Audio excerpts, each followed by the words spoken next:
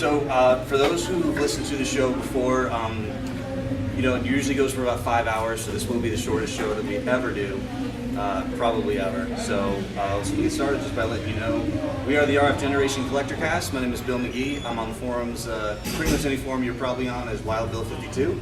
This guy is... I'm on the show, I'm Duke.Togo, but Chris Cantrell is my name, and we kind of got started way back with our other co-host, Crabmaster, who couldn't be with us today. So if you're listening to the show, he's our Canadian buddy from the far northern reaches. You say Canada around here, and some people think like, oh, Ontario. Why No. We're talking about like the Great White Wilderness up there. You guys watch Axemen? That's where he lives. Ice Road Truckers. Yeah. Right? So, but just a little background on Krabby because he can't be here to defend himself. So we'll take full advantage. He's an awesome dude. He's got a great YouTube channel. I believe it's 2000 Crabmaster is his YouTube channel. It is. At his job, he's lucky enough to be able to play Nintendo games. It's almost like just don't tell his boss. Yeah. He kind of has to be on call, like in case anything happens. But he just completes Nintendo games and then posts them on YouTube on a regular basis. He has hundreds of completed games. Anybody ever watched any of his stuff? All right, we got. Oh, you following? He's like a monster, isn't he? I mean, I watch this stuff and I'm like, you gotta be kidding me, dude, really? I'm like, we'll sit down, we'll do, like, we've got a couple playthrough videos, right? And we'll sit down and he's like, okay, well, you play through it and kind of get an idea of it. And like, I'm talking to him, like, okay, I got to like level 2. He's like, oh, I had my best speed runs after that. Just careful on the table because we've got that. I don't have that like spider mount. That's right. I forget Bill's mic's a little different. I know. I wanted to get a mount, but I couldn't afford it. But yeah, he's kind of like some kind of savant when it comes to NES games. I really don't know what. And I love that he doesn't just play through like halfway through the video he'll like die and start again. I'm like, I love that you put the learning process of you playing the game on there. So he'll just turn it on and play until he beats it. So a quarter through the video he dies, he starts over, which is great because you get to see like, oh wow. And once the thing is, I'll hit a level, and I'll make a mistake, and I'll die 1,000 times. He dies once, and he's like, I will not die that way again. And it's really depressing. And he beats those games that you're like, no. Like, okay, Back to the Future 2 and 3, no one plays that, right? 10 minutes. I believe he still holds the record for completing Ninja Turtles on the NES. Yeah, he's the Twin TMNT Galaxies record holder, so he's pretty proud of that. What is this, the Krabby Show? Well, we got to talk a little bit about him because he's that not joint. here. But he has a really awesome collection. Some of the keys I would probably say is he is a Stadium Events owner. He did get a good deal on that one. He also has 2 Exertainment Super Nintendo bikes, the gym models. He's currently selling one off in case anybody has some cash burning a hole in your pocket. And if you want a holy grail of Super Nintendo collecting, you can go take a look for that. They're beautiful, and they both run wonderfully. But he's a big collector. If you listen to the show, you know we're probably all pretty big NES guys. But a little bit about what? Whatever. All right. So a little bit about myself and my collecting. For those of you who don't listen to the show, I've been doing this pretty much my whole life. You know, from being a small kid, being a little older than these guys a little bit. I lived through the heyday, right? So I started off with the Atari 2600 in my house. Played the ungodly Donkey Kong port 500 million times. I loved the heck out of it. But really, I was like at that prime age when the NES hit. And I went over to my cousins like right after that first Christmas because we'd go down to Oklahoma and that's where my dad lived. And he lived down there too. And he had gotten the NES for Christmas. You know, the whole set, Rob, the whole shebang. And we sit down and I just remember I'm still like just playing Super Mario Brothers and just being like, oh my God, this is like the second coming or something. But we always had a lot of fun with that, and really that got me started. And I mean, to this day, that same Rob that my cousin had, way back when in '87, probably when I saw him, I've still got that to this day. A lot of my original NES cards, I've still got those, and I've really built a pretty big collection around that. So I'm about 13 NES cards away from a full US set. I also have quite a few PAL, a lot of Famicom as well.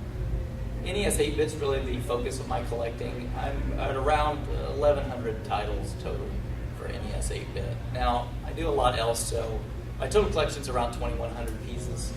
Mostly 8-bit stuff, but I do kind of go with a little bit, all the way up into modern gen, but I have a lot of fun with them. Bill? I also collect NES mainly. I'm a box complete guy though. And people hear that and they're like, oh, you must have a lot of money. And I'm like, you really gotta, I don't, so you really gotta make it work. So it's getting harder these days with a lot more people on Craigslist. Like, I buy your games, sell me your games. I'm a real collector. No, you're not. So yeah, you're a You guys see those, right? Yeah, and or have them, right? Yeah. You guys are the problem.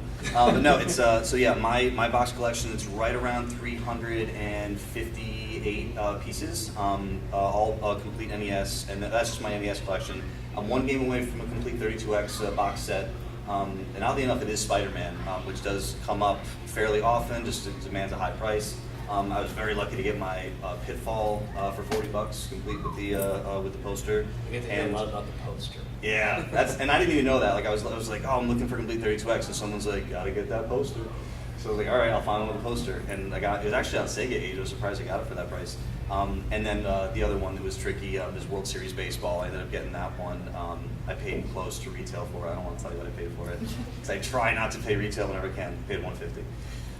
So that's kind of where I'm at. I've got a little bit of everything. I collect NES through Dreamcast mainly. I do play current gen and modern games, PC, 360, PS3, all that stuff. But I don't collect them. I'm very against selling any of my old stuff, but I don't mind flipping over newer stuff. I personally feel like current gen collecting is silly, but I know some people do collect that stuff. So that's a little bit about us. If you listen to the show, you might already know that. If you don't listen to the show, now you know. Why are you not? Speaking of listening to the show, Bill, where can people find us? There's a handful of places. We'll just go through them real quick because we're short on time. Collectorcast.com, all of our shows link right to there. RFGeneration.com is where we get most of the small scores that we talk about for hours and hours on the show. We do have a Facebook page that's linked to our Twitter. They're both just Collectorcast. And then we both have personal Twitter accounts. I have cards if anyone you want to follow us on Twitter later on. And YouTube, besides Krabby's channel, which we're all big fans of, on Chris's Duke's channel, we post the shows on YouTube. So if you just want to stream them that way and not to subscribe or subscribe anyway, you can do that too. You can also catch, you mentioned Stitcher, so Stitcher Smart Radio if you like that as well. And what's the other one? Podcast Pickle? Podcast Pickle. We're on Podcast Pickle. Due to popular demand, we're on Podcast Pickle now. Definitely. So, you want to move right on to the bulk of the show, which is normally small scores? Yeah. If you've listened to our show before, really, most of our shows compose two major pieces, right? So, after our intros, we kind of talk a little bit about the scores that people pick up, things that we think are interesting and what we like. I mean, that's why we love the hobby, right? Because, yeah, there is some of that competition that goes on, like, oh yeah, I got this one, I got that. But really, I think you'll find it, RF Gen is more about, oh, you got that, that's awesome. It's really why I gravitated to this site. I mean, there's a lot of great sites out there with great marketplaces and great forums, but there is a little bit of, like, you can tell the feel of the population on a forum when you kind of get on there and you throw something up there, and you kind of get a little bit of like, oh, whatever, I got that for $10 less last week, like that kind of thing. So it's really more about, whoa, like, you got that? That's super cool, and just those relationships that you foster end up getting you, just more trade partners, which is really great. So, who's on RF Gen? Oh, wonderful. All right, so our people are here. Oh. All right, wonderful. Those of you that aren't, come on, man. Really? Free. You're looking bad. Now free. In the room. After that Shadow's April Fool's joke, we're going to be a paid site. Yeah. It's like a one-time donation. It's like, I'm surprised you did a April Fool's joke that involved donating to our site. No one got mad, I guess. I think everybody took it pretty well. Well, most of you then, I really don't have to sit forever and talk about it, but a few of them are, RF Generation is the message board we kind of hang around, and it's got a lot of nice collecting tools to really kind of track your stuff and whatnot. Android app, I don't have to preach to the choir. Most of you are on there. We can move past that. Right. I want to mention, since we have such a small group, we might just do some back and forth with the audience a little bit. But as I mentioned, our show's really two big pieces, right? So there's small scores with stuff we love to talk about, and then we usually do a topic that's in that. So we're going to try to do like a compressed version of that here just for today. So hopefully we won't ramble as much as we normally ramble. And some people, usually when they first get to the show, they're like, is that really 5 hours? Like, that's the first thing. Like, is that really? You put the cola in the wrong spot? Yeah. And we're like, yeah, but we understand that our listeners probably can figure out how to pause. Yeah, someone on the forum said when I first found out that the show was like 5 hours of talking about stuff that people had picked up for the month, I thought that's got to be the most boring sounding thing I've ever heard. And they're like, but then I listened to it, and it was like the second most boring thing I've ever heard. And the thing that people love, of course, is when we talk about your stuff, right? I mean, because that's always, and we love doing it. I mean, I was Duke and Krabby started the show. I came on the third or fourth episode as like an interview, and then I never went away. And it's weird, like before I was on the show, I got really excited to say my name, and then like people still do that. They They're do like, that. oh, he said my name. So You guys are on the site. No, I mean, We try to and help it's funny people because out. I don't really, we just like talking about it. They're like, oh, it's cool, it's awesome, or I'm going to mention it in the next show. Or whatever. I'm like, it's fun. So we did ask people to submit some scores via Twitter. We got a couple, and I believe they're in attendance today. So we have our very own Wayne Pei in the crowd today, who is the proud owner. We have to say it. You can't not say it. The proud owner of a Nintendo World Championship 1990 card. So if you just want to, so gank him in the. it's not with him. It's not here. I did bring it. So Wayne picked up. I'm just gonna say, because we have the microphone. I want to. Yeah, we'll save it for the Look at show. this. This is a good item, guys. The guy, and he made a mistake. He listed it at $4.99. It's supposed to be $4.99. Absolutely. As one of the, if not the rarest games on the Sure, Nintendo, yeah. Wayne Silent Pei service. picked up a silent service. Boxed. I bet it's complete. Complete. Is there a manual? Is there a in there? manual in Because that's there? like $80. No. By itself. I couldn't find it. The running joke. I mean, most of you guys probably know the running joke in RF Gen is that is just the game to have. We actually were thinking about having silent service shirts made. Single Banana Forums made one. We just didn't have it made. And the reason that whole thing started up was just because I think really very at the beginning I just talked about how when I was a kid, right, I saw and I played, you go to the rental store and everything, never saw that freaking game ever. But now, like every time I go to any stores, there's like piles of that damn thing. It's like, what's that joke? Like Michael Bolton sold like 30 million albums. You know anyone who's got one? Yeah. Yet they're all sitting in store granted, shelves. it's not our crowd or anything, but like still, but yeah, silent service. And believe it or not, most of the collectors probably know this, but the 5-screw people, like those variant guys, that 5-screw silent service is like an $80, $100 card. So like people laugh at that, but it's like you find a 5-screw silent service, you got a good deal on it probably. Yeah, definitely. So thank you, Wayne. 5-screw. 5-screw? You're right! Should have been $4.99. And we will talk about finding deals at a convention later on, or the Yeah, that's difficulty. going to be our little topic today. Is going to talk a little about convention. Our little one. So other than Wayne's silent service, which no one's really going to touch, we do have a couple of regular RF Gen members that post on the forums that we want to give a real quick recognition to. One of our regular posters, Retro Rage, picked up a Super Sprint cart. Now, in and of itself, is not, you can always find those. What I enjoy is he mentioned that he has 6 10-game carts left. I'm a real big believer in subsets, if you listen to the show. So I love, obviously the big ones, Nintendo Black Box. You put them all together because they look beautiful. I'm typically an alphabetical guy, but no, they're beautiful when you put them all together. Same thing with the Konami Silver boxes. They're gorgeous. To a slightly lesser extent, the Capcoms, because there's a couple different box styles. Some of them have that red border on them. Some of them are just all purple. But still, got to put them together.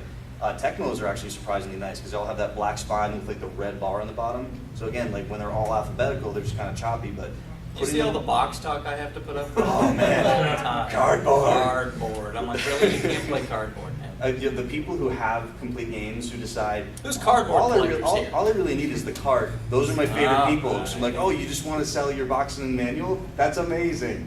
I'm looking for some stuff, so talk to me later. Catch him after the show. So Retro Rage, very, very cool to be able to be that close to completing a subset. This next one, see, this gets me a little bit. So why? Because this is the one I always wanted. So oh really? Yeah. I didn't know that. So I had bought like off Craigslist like a CDI lot, like a long time ago, right? $40. I get all these CDI games, mostly garbage. I mean, I don't know if you've any played CDI, but I had the controller, why not? But the one I always wanted was Burn Cycle because that's the only one I heard that was any good whatsoever. And so I never could find it. I eventually sold it to Krabby, the whole set, because he wanted it. But and yeah, Techie. So he grabbed a CDI with Burn Cycle, but he got that ungodly controller. So yeah, not like the actual game controller model, like the single ones who playing. Have you guys seen this? Like the remote that came with us, like a one-hander. It's garbage. But he got Burn Cycle. So you played it, Bill? I played it on PC way back when it first came out, and like most FMV games, it's a little bit like, let me try going this way.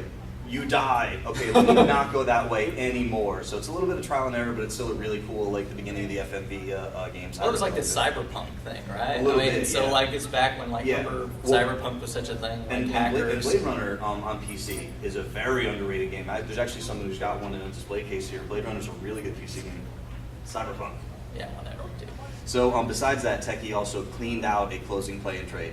And I don't mean just their games, like all the signs and like, you know. Did any of you see? I mean, if you guys are on RFGen, did you guys see the post where he's like, I have these 600 signs and I have. Yeah, I mean, like literally, he went and just like whatever's left, and he just bought the whole store. And I never think of doing stuff like that, but like in your own collection, just put those signs up, like where your stuff is. Like Krabby got some display cases from closing Toys R Us or something like that. Yeah. And they're just a full display cases that he keeps the stuff in now. But yeah, the cool thing about that is I don't really that often collect like empty cases, but like once in a while you find something. A friend gives you something. Actually, someone gave me an empty Dragon Force case for Saturn. So I was like, I'm not going to find a disc for a decent price. But then, you know, Krabby posts on they have Kijiji up there, which is their Craigslist. So he says, yeah, some guy just posted this, like, you know, a lot of like disc-based games. And I'm like, dude, just get me that Dragon Force and ship it to me. So for free, I just get like a complete Dragon Force just in 2 different steps. So the cool thing about getting all those like blank discs is you just post like, hey, I cleaned out a play and trade. And there's got to be people who like, you know, want to kind of complete their things, I would think. Now this next one, all right. So I wasn't big during the Turtles phase, right? So this is the younger guys. And this also goes to show that it's not just games; it's kind of cool geeky yeah, stuff. whatever. You put this on the list. Do you guys remember the Teenage Mutant Ninja Turtles coming out of their Shells tour, the Pizza Hut promo thing? All right. Oh Anybody man. here? Well, cool. You were already at Pizza Hut to play the Red 10 Play Choice, right? So like while you're there, like there's some Ninja Turtle stuff. So it was a series of like cassette tapes. They had like albums and stuff. I thought they were awesome. I remember playing this tape like in my front yard, like dancing like to the Ninja Turtles songs. So we know what happened to Bill. So the Saint of Pain, appropriately enough, the Saint of Pain found the VHS. It is the VHS of the making of the coming out of their Shells tour, and I really hope it's like a mockumentary, like Spinal Tap, like the Ninja Turtles were like hanging out backstage, that's just like, bad. cutting their food up and stuff. But we really wanted to make this album. You're wasting these people's time with. Oh, I love that. That's so cool. I can't wait to get my own. I do like the next one though. Shaboni picked up Mega Man Soccer for $2.39. Don't you love it when you see that stuff? My Goodwill doesn't have this stuff. Does your Goodwill have anything? Nope. Yeah. The best find I ever found at Goodwill was like a dozen box games with the Ninja Gaiden trilogy, and that's it. But that's in like 100 like trips to Goodwill a year. I got a Secret of Mana for $3 one time, so that was a good deal. But now, you guys probably see they've got that website where they auction everything off. So most everything gets sent to that.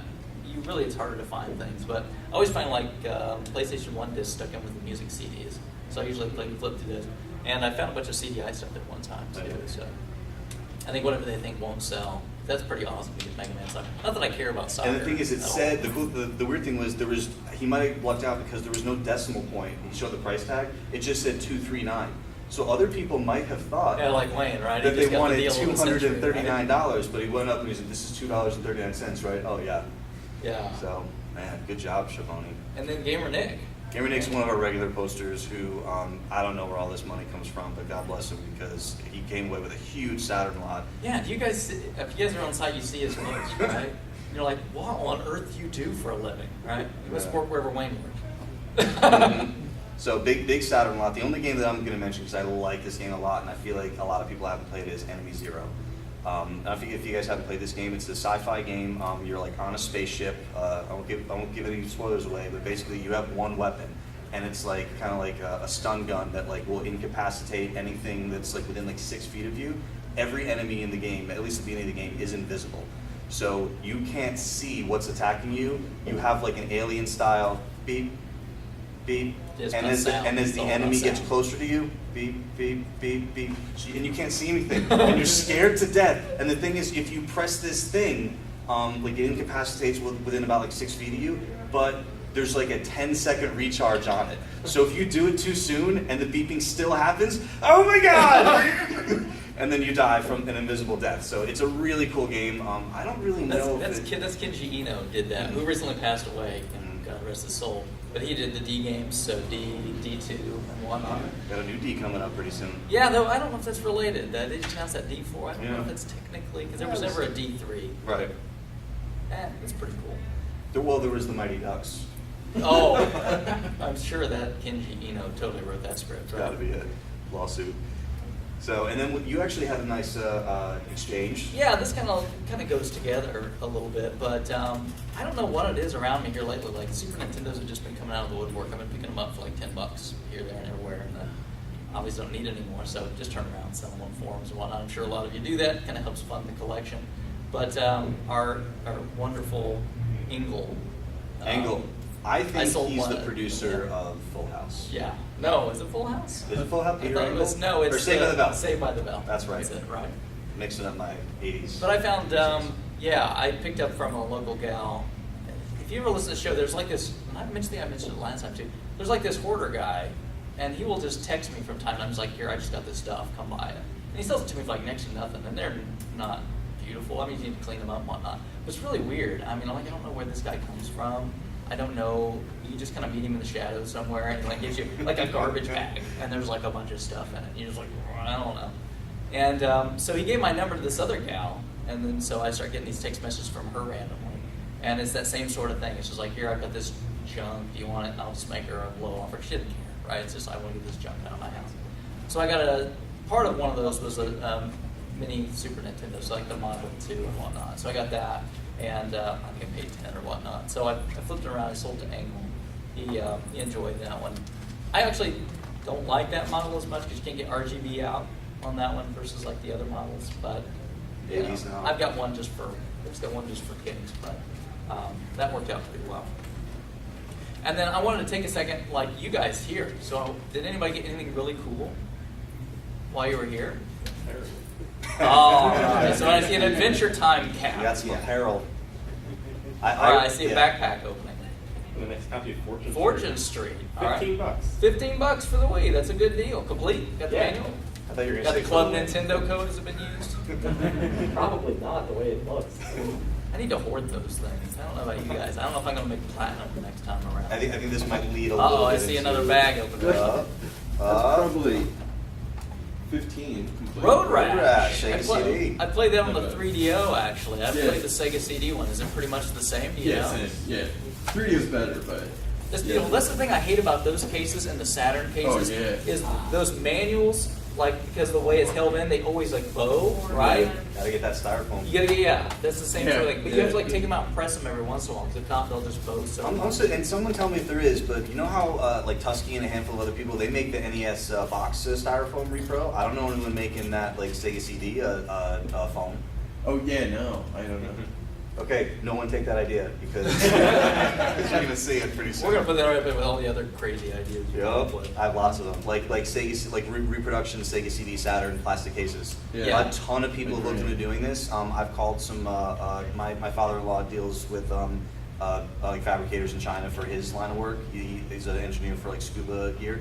But like we've talked to people over there. We're like, listen, if we give you one, like how can this get done? And there's all sorts of like the Piles of cash. the design. The design is owned by somebody, so you have to like license the design. And also, if no one has the molds, they have to make the molds. So making the molds is like $5,000 to $7,000 per mold, and there's 3 pieces in that thing. So it's a $15,000 startup cost, and then plus like the amount of pieces you need. So it's almost like you have to kickstart it. Just no one's done it yet, so maybe that'll happen eventually. Yeah, because there's too many dollar sports titles out there, right? With good Yeah. cases. Yeah. That's why if you're guys like me, when I hit the stores, I see dollar sports Saturn games, Yup. and they got nice cases. I'll just I I'll take them all. I picked right? up a lot once. This guy just had a boatload of stuff, and like one of the boxes literally had 90 copies of a combination of 2 games, like NBA '98 for Saturn Oh, man. and World Series Baseball '98, all disc insert manual back paper. Oh, the previous owner bought all these for the cases. You gotta kill. You gotta break a few eggs. Yeah. That's the way it works. Anybody else grab anything really cool? I picked up like 15 Saturn games. 15. Anything good in there, or is it just filling in holes? Mega Man 8. Yeah, that's not bad. great. That's a great one. Do you like Mega Man? Huh? Yeah. That's a good one to play. Some game on Sega CD that Heart of the Alien. I never heard of it. That's good. That was one Not that was bad. like with Flashback, right? Wasn't it like the same team that did Delphine Studios? Yes, Wasn't the that single it? to Out of This World. That's it. Out of Yeah. This World. Yeah, I knew because it had like that same sort of idea that went along with it. So that's pretty cool. A Sculptor's Cut. And a Bomberman for 64. Just a sculptor's cut. Yeah, so let's go. Who gives a crap What about else? I only saw one at the show. I couldn't let it sit there. it? You had to liberate it from its Oh, yeah, confines. yeah. Right? I tried talking about manual. He screamed at you, let me go. It's a lie. That's pretty One cool. did like 14 I saw one time though. I heard you shot down someone $800 cash already. Oh, for the manual that you guys see out there? Yeah. And there's like somebody trying to sell a little Those Samsung for people like offering $750 or those something. people- The people offering that amount of money are making it worse. Someone offered 800 cash and he said no. That's crazy, right? Let him take it to eBay. You know, let I him offered 500 of the Samsung. The guy was insulted. I was like, Where'd you "Wow." get your Good little? one, Where'd right? you get your little Samsung? There's some dude gave it to me. I don't know, some jerk. Here, take this. Guy named I don't want it. I picked up some It's loose. Genesis yesterday. Just Right. holes. Oh, nice. Anything? Yeah, I think I worth- saw your, Um, you tweeted that. I found it. It's in pretty decent shape. A Magic School Bus, one of the Sega educational ones. Nice. Kind of harder Yeah, to find. it's like our last show, right? So our last show that we had this big topic was, you know, like gamer versus collector. And you know when you're buying like Magic School Bus Yeah. titles? Awesome. I bought Insinuate. Really? Well, there you go. It's- So, I'm a big Genesis collector. And what's hard though is with the sports games, they're all the thicker EA cases. So you gotta find like the super cheap Yeah. non-sport games Yeah. if you want. Or different cases. or NHLPA 93. That's an EA case though. Yeah. Yeah. I've got like 12 copies of like Madden 92. Stripping the cases, right? But you can't use them for anything other than sports because the cases are thicker than Yeah. just the Yeah. non-sport games. I understand. And then they did that horrible thing in the Genesis lifetime where they switched to the cardboard, right? Oh. So, That, yeah. So, And it happened, I think, like right as the 32X came out, because there are some plastic Doom cases out there, right? There's like 2 or 3 32X that have plastic cases. And I don't, like, I'm not usually a variant guy, but like, whatever. There's like 3 of them. I'll add them. the one that killed me is like Fantasy Star 4. Like, because I bought that when that came out. The game was like $90 or something brand new when they sold it. And you're like, I'm spending this much money, you're giving me a stupid piece of cardboard. You know what I mean? And then also, my mom, when I got the 32X, there was, like, when it first came out, there was already like a mail-in rebate to try to get people to like, here, buy like 3 games, get like $5 You back bought for that one. thing on But launch? no, my mom did. So after my mom bought my Somebody got 32X, posted. she then cut the UPCs out of all the boxes because you needed to send the original UPCs for the rebates, and I was like, Mom, you ruined my boxes. But Yes, because all those great 32X games. oh yeah. have you found yourself buying not so hot 32X games just for the trays? I have all of the 32X games except for one. But like when you're building your collection, like I find myself buying bad cardboard games if the outer sleeve is, and then Oh, I saving got you. and getting The the tray nice insert. I got you. Yeah, I yeah. think we talked a little about that last night. right? If I needed to, I would. Like if I needed to replace pieces, the one that I have that's not really probably the greatest shape is Cosmic Carnage, which is a super common one. And it's not that it's in bad shape; it's just like the spine is just ever so slightly faded. And you would never look at it and say it's faded, but in front of like all the other perfect ones, it's like, oh, it's a slightly lighter yellow. But yeah, I would totally swap pieces out. Like I know some people are like, oh, well, that's not the tray that originally came in that game. I don't care. It's a piece of cardboard, and I know some people are like, no, I want the whole original thing, but it just doesn't matter to me that much.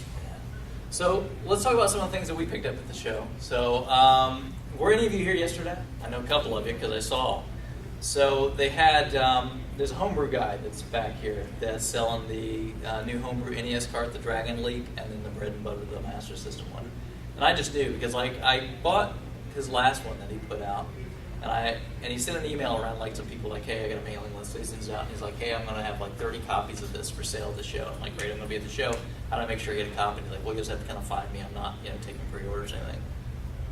I asked him, I said, well, I want to make sure I get in there like the first night because you're going to sell out of this thing. And he's like, oh, no, seriously, dude, I'll have these things through Saturday or whatnot. And yeah, they're gone. So if you wanted one, I'm sorry. I bought an extra one. I bought an extra one flip, so. But that's kind of fun. And we're going to talk a little bit more about convention collecting in a minute. We'll get into some of those. But I picked up both. So I picked up the Dragon Leap. I got 2 copies of that. And I picked up the Bread and Butter. And to my knowledge, that's the first cart-produced Sega Master System homebrew. So he still had a few left. If you haven't got one that interests you, you might want to run over his table after this and see if he still got it. Because, if you look anything, I mean, Lord knows what the Sega Master System is going to do compared to anything else. But like the very first NES homebrew garage cart's worth a lot of cash right now. So, and granted, that was a lot of years ago, but you never know. And then also there's a show title, right? So they made that Mackay Island repro that you can pick up like at the ticket thing in the door. And it's complete, comes with a nice map and whatnot. It's just basically a rework of a Famicom cart. Translation. In NES shell. Yeah, and there's not a lot, I don't think, to really translate that much. But I picked that up as well. Has anybody else grab that one? Wayne, you grab one? All right. Winner. All right. I'm a sucker for like exclusives, right? And so like I know like there's a part of that little part of my brain that goes, hey, wait a minute, you're not going to get that somewhere else, or if you do, you're going to pay through the nose for it. So I'm like, yeah, sure, I'll bite the bullet, and I did. I also got a couple manuals. There was a guy we were trying to track him down a little earlier. I don't know where he moved because last night he was in one spot, but he just had like a lot of manuals separate that he was selling. So I picked up an uninvited and a Commando NES manual. The uninvited manual is just beautiful. Super crisp. $5 for both of them. I thought that's pretty fair, right? He had a lot of the common ones, but I don't see the uninvited manual that much, and that one being that kind of shape. And I love like the Captain Commando on the Capcom early NES manuals because you're like, oh, Captain Commando.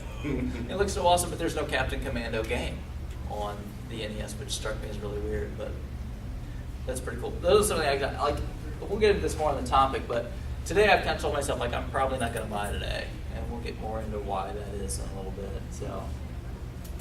So Bill. I have a shorter list of the things I've acquired. You worked all yesterday. I did. I probably gave you some of your tickets. I ended up picking up that Dragon League card as well. Chris grabbed it for me over there because I was working. Other than that, I mean, I have kind of like a list of things I'm looking for, mainly complete partials. I recently picked up a Battletoads Double Dragon cart at a flea market for a pretty decent price with a manual. I'm on the fence of like, do I try to find an empty box or do I flip them and get something else? So that's kind of what I'm thinking. If anyone's interested, absolutely, come talk to me.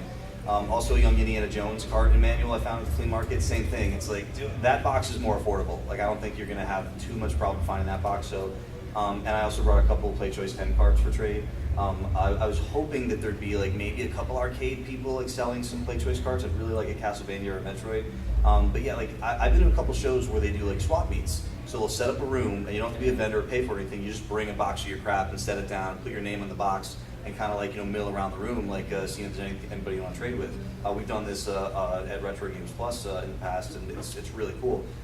So they don't have anything like that, but I did talk to the guy who's running the show, Paul, and he said, oh, absolutely, like, people can trade with each other, no problem. So I didn't know if there'd be like, there's like a dedicated area to it, right? Yeah. So it's like you would walk up to random strangers, like, hey, I got stuff in trade. Yo, what do you got? So I'd love it if it became like a regular part of a con, is like, like set up a swap meet area, and then, just see what you can come up with.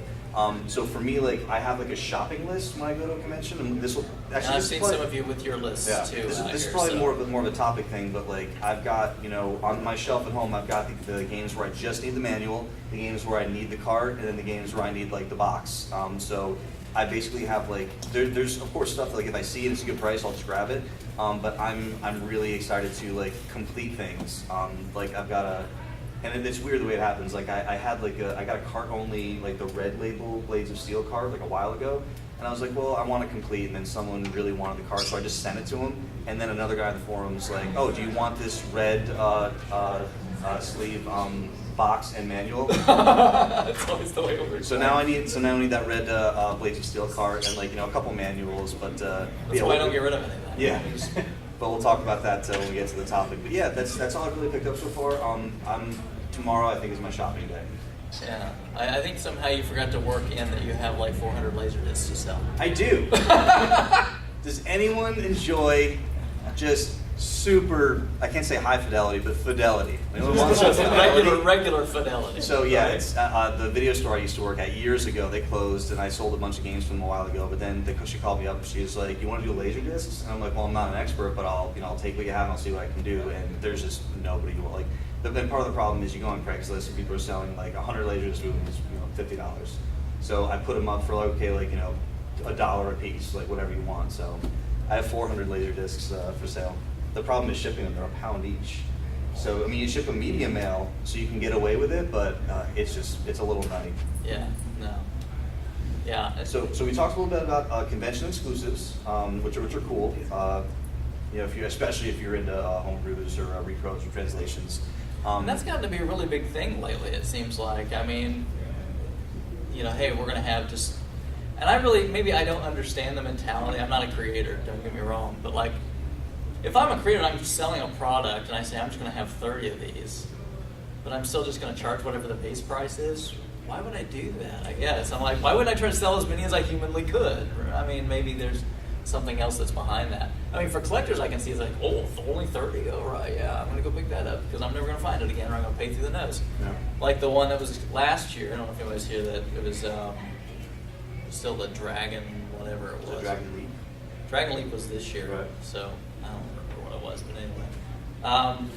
That one, you know, the copies that sold here, again, still like the same limited run. This year, you know, on Nintendo Age, they're going for somewhere like around 140 bucks. So I definitely said, all right, I want to get in on that. But that seems to be something that, like, okay, why would you only make so many? I would just keep making stuff and selling them to make money. But I mean, I'm not going to complain from a collector's perspective. Right. But I see a lot more of that going on. Are just like these really tight limited runs. And I guess a lot of that too is to try to draw people into the convention, make sure you come, show up, and kind of be a part of that. But I think it's really cool that people are taking their time. I mean, these days to continue to make stuff. And part of what we're going to get into a little bit later is, Or pretty much right now, because yeah, we could do it. That's right. If you guys are interested, we've got some little flyer handouts for a new NES homebrew that's going to be coming out too. That's Armed for Battle. We have nothing to do with it. We don't make a dime. We're not trying to. We just love homebrew stuff. So we want to make sure we've got a couple flyers and stuff. If you haven't already got one, if you're interested and you want to know more about it, it's there. He's got a YouTube video that has like a little demo as well. So it's kind of cool. I'm a big supporter of homebrew stuff, so that's pretty cool. I like to see that stuff happen. So how do you guys feel about the pricing at conventions? I see a lot of smiles already. Versus the pricing you find other places. Like which is what I'm starting to see a little bit. I mean, I've been to other conventions before. You kind of go there, and I don't know if stuff is being marked up a tiny bit when you come to a convention, just to kind of take advantage of the exactly the audience that you're trying to sell to. And then maybe the prices kind of come down as the convention goes on, so they don't have to pack up stuff and go home. But how do you guys feel about the pricing at conventions, especially this one, compared to what you guys normally see out there? Yeah, pretty big. Yeah. I mean, one of the things that I think is with like, you know, what I call museum pieces. So you have those games that like there's a little Samson out there for $750. I almost think that they don't want to sell it. I almost think that they just want it to be there, sort of like, oh, look at how much cred these guys have, you know, or an Earthbound cart for $290. I know that cart's kind of been taken off a little bit lately, but you know, we talked a little bit about for me personally, I know a lot of people that already bought stuff. The first couple of days are kind of getting the whole layout of the place, seeing who's got what, who's easy to talk to. I'm not talking about haggling as much as like, hey man, like, this is missing the manual, it's kind of creased. Like, I'm not looking for a huge discount, but like, you know, what can you do on this? I'll take it. You know, as long as you're kind of nice with people and stuff like that. Like, I really almost never buy stuff at cons until the last day, unless it's like something that's like, you know, $3-4 to fill a hole, or if it's like, you know, or if it's the thing that like, I don't know if that's going to be there in a couple days, you know. So for me, like, I kind of feel like, and then the people that write firm on their price tags, do you guys even bother asking these people? No, because they probably. Yeah, because, I mean, if you guys are anything like me, I mean, I kind of, you know, here yesterday, I'm kind of watching what's going on. Not all the vendors are here, right? So you can have a limited thing. And now, you know, today's the heyday, right? Today's when everybody's going to show up. Most of the vendors are going to be here. And who knows if they're here tomorrow or whatever the case is. Let's Sonic the Hedgehog in case. Go beat them. Go get it. Right? So, and I think I may even noticed, it seemed like yesterday, like the prices they were bad, don't get me wrong, but they weren't like atrocious. They were like, okay, this is a bit to stomach. Maybe if I found something I was like, oh yeah, I really want that. Okay, I'll spring for it.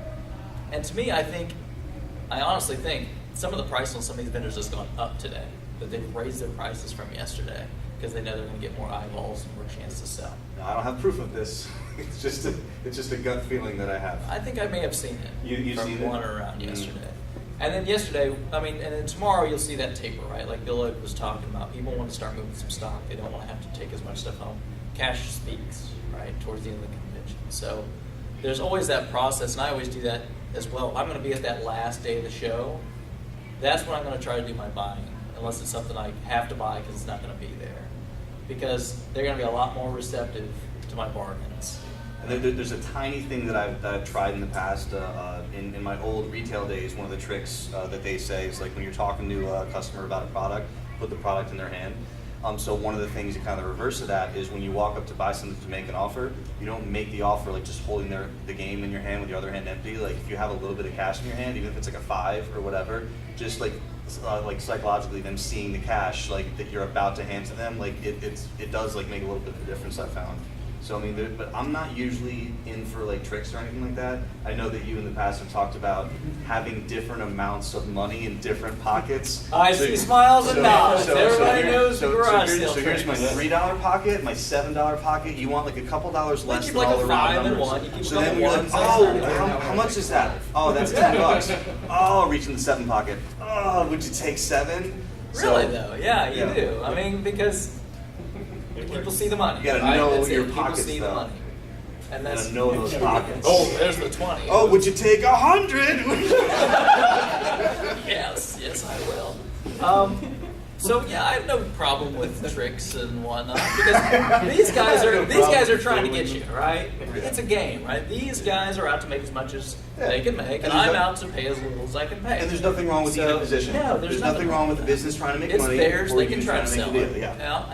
And I'm going to try to get the best deal I can. So definitely haggling, right? I know some people, for some reason, sometimes are a little scared of haggling, but there's no time that I'm dealing with a vendor out here that I'm not haggling, right? And Just not yeah, doing it. and I think what like comes into and tells my brain like don't haggle is like sometimes I'm so excited to see a thing that I just want to have it, and then I buy it and I walk away and I'm like, there's no manual in this box, you know, like I didn't like check it out like that. So like you really kind of have to like you see something, you have to get your emotions ready, get in check, and then just like go after it. You know, I'm not a good haggler at all. Yeah, and be slow, right? Yeah. I mean, that's, like yesterday, I mean, it wasn't a big deal, but like the manuals, like the guy's like, oh, 7. And I'm like, I'm like, oh,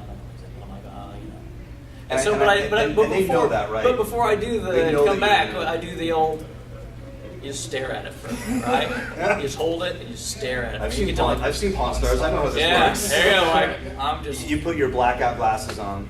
you're just like, okay, I'm just gonna let it sit and ruminate for a minute, right? Like, I can buy this, but, and he knows I kind of want it, right? So then you come back and you go, okay, well, I'll do the 5, and you're done or whatever. And we're talking about $2, which is not a big deal, but it's a game, right? And it's kind of fun. I mean, to me, it's kind of fun to play that little haggle game because they expect it, and it's part of the buying thing as well, right? So that's when you talk about people write whatever firm, I'm done. I'm not here to talk to you. Yeah, right? it's like them telling you, I have no interest in speaking to you. Yeah. My only interest is Yeah. in you handing me that amount of money Yeah. and getting the hell out of here. Yeah, really. And it's like, and the thing is, I don't know if you guys ever gone into this where I don't buying from people that I don't like, and that's just me. I see a lot of people agree with that. Like I've gone to like you go to a Craigslist meetup and like granted there's a lot of shady Craigslist meetups where you're like gonna get murdered, give me the thing and let me get out of here. That's where you get the best But at prices. the same time, like there's like when you do like email exchanges, you get on the phone with somebody and someone's just terrible to you. Even if it's a great deal, there's a point where I'm like I don't want to look at that in my collection and think of that person. So I don't feel that won't way do at it. all. And I don't feel feel that way at and all. I feel the same way with certain vendors. Like if you walk up to like, hey guy, how's it going? Done. Not talking to you anymore. Like I'd rather like have a nice conversation. It's the crazies that you get the best deals from, though, right? Isn't it? I mean, like, or the person that you're looking like you're probably going to go buy some meth as soon as I put this money on, right? You should just bring meth to the show. How much meth? Tell me you guys have done it, right? You go out to a Craigslist deal and it's always like, I got to meet in public because I'm not going to your house or whatever, right? So we're meeting at Walmart parking lot or whatever, right? And they come out and you're like, oh crap, dude. Crap. You are strung out on something or you need something and you're going to take this little bit. But then, I mean, there's this, all right, maybe it's evil. The person you stole these from isn't here, right? They're not gonna I worry about this sometimes. I'm like, oh, the pawn shop wouldn't buy these from you, right? So there's this little evil part of my brain that goes, man, I'm going to get the best deal ever because this person just wants cash, right? And I can lowball the living crap out of them, and they're going to take that cash. Because when you say to them, I'll give you $20 for these 100 games, they're not thinking, those games are worth more than that. They're thinking, that's $20 a meth. All right, maybe let's move on. I don't want to say I'm supporting somebody's meth habit, but, I'm just saying, I don't get me wrong, like, hoarder guy, I know. I mean, I just know. Like sometimes with his buddy, he's going to get beers or whatever right afterwards. I mean, that's why he just I'll go with him. And that's why he's got all this crap in his house. That's why he's not just selling it at once because he's like, petering it out when like, oh, I need some booze money or something. This guy, he'll just come and he'll give me cash and I'll go do it. And I'm not saying I don't think he's a raging alcoholic or anything. And actually, I've done it the opposite, where like when someone's really nice and like you meet up with them and like you really like they're like, yeah, I'll take $20. And then you see all this stuff, and then you start talking to them, and like they're really nice and they have kids and they're Don't trying you to do feel stuff, and bad? you're like, you know what, dude, take 40. Like, you know, I'll do it. Like, you know, if I'm gonna do it one way, like I'll help the people who I really think are good. I've done that a few times where I'm like, I've haggled with somebody and then I get their story and I'm like, I feel like crap. Someone. Okay, I'll pay. And especially like if I know it's like worth like a lot more than that. Like I've had people like give me a price, and like as much as I would have loved to have been like, yeah, I'll take it for that, I was like, oh, I'm gonna feel bad about this. I'm going to go off on a weird tangent on that because I don't know if you listen to the show, that's what we do. Guy on Nintendo Age posts, right? Like how he had gone, like, you know, see those Craigslist posts, they're like awesome deals or whatnot. Guy does one of those answer posts, right, which you hate. It's like, oh no, you should really hold on to it. It's really worth like X dollars or whatever. And the dude gets so much hate. I mean, like everybody's like, why in God's name did you do that? Right? Either you buy it or you let somebody else have the deal. Don't ruin it for somebody. Yeah. But, Like I'll see good deals, and I'm like, wow, that's not up my alley, but someone's gonna get away with that like for a really good price. So just let it happen. It'll be over soon. yeah, don't be that person, right? It's like, you know, you don't know that person on Craigslist. They're not gonna like give you a chunk of that back. Or I had someone on Craigslist once like post my name. Whoa, what? Is a liar. As like the name of the post. Like I put out a thing. I tried one time. Like let me see if like putting out a post for like. It was like, hey, like I put a picture of my collection. And I was like, hey, like I really am a collector. I will literally sit there with you and look up like what these games sell for. I'll give you a little bit less than what they sell for, so we both get a fair thing. I was trying to be legit about it, and some guy, you know, he's like, hey, I got a box Dreamcast. And I'm like, yeah, sure, like that'd be cool. I want $20-$30 for it with some games. So he sends me a picture, and it looks like it took a bath. Like he's like, oh, it was in the attic. And I was like, oh yeah, sorry, dude. Like I would be, you know, just not in that condition. Like maybe there's something else. Like, you can do something else. And then like the next, like he didn't respond to me for like 2 days. So we had time to fume over it. And then I was like, he is a liar. And the whole thing was like, he's not a collector, stay away from him. And I was like, report. So I don't know if it damaged my reputation at all, but I haven't done those ads. Like who has a reputation on Craigslist, right? I mean, come on. Change man. your email address. Ask feedback. Who cares? I mean, it's always anonymize your whatever your stuff is. Nobody cares about that. That's funny. But no, that's pretty cool stuff. I mean, but kind of back to conventions and stuff. I mean, and the other little trick sometimes is to play dealers against each other. Do you guys ever do that? Like, oh, this guy's got it for that over here, right? Like, and sometimes they'll like come down or they'll kind of cut a little bit lower than that. So sometimes that's good too that you use that trick. You ever do that one? I'm not good at haggling. Oh. I don't know that trick. Bill just has unending cash. So if you want to sell something to Bill, a couple fives in different pockets. I don't know. I think that you got to work the system, right? I do have to get better at it, and I'm starting to kind of come down off my like high of like seeing a thing. Like so now that I've like come across a few little Samsons and come across a few like I don't mean to name drop, but like you know like some of the rare stuff, and you're like, okay, now that I've seen that, what I really don't want to do is like get really cynical and be like, okay, I've seen that before. Like I still want to have the excitement of like seeing how cool something is.